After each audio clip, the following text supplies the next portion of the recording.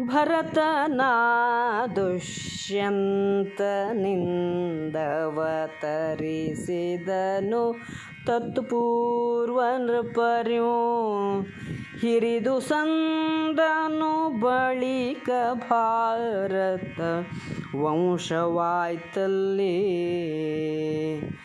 ಭರತ ಸೋನು ಸುಹೋತ್ರನಾಥನ ವರಕುಮಾರಕ ಹಸ್ತಿನಪುರಿಗೆ ಹೆಸರಾಯ್ತಾತನಿಂದವೇ ನೃಪತಿ ಕೇಳಿಂದ.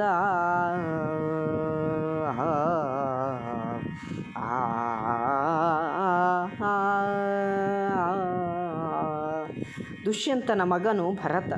ಅವನು ತನ್ನ ಪೂರ್ವಜರಿಗಿಂತ ಹಿರಿದಾಗಿ ಬಾಳಿದನು. ಅವನ ವಂಶಕ್ಕೆ ಭಾರತ ವಂಶವೆಂದು ಹೆಸರಾಯಿತು. ಭರತನ ಮಗನು ಸುಹೋತ್ರ.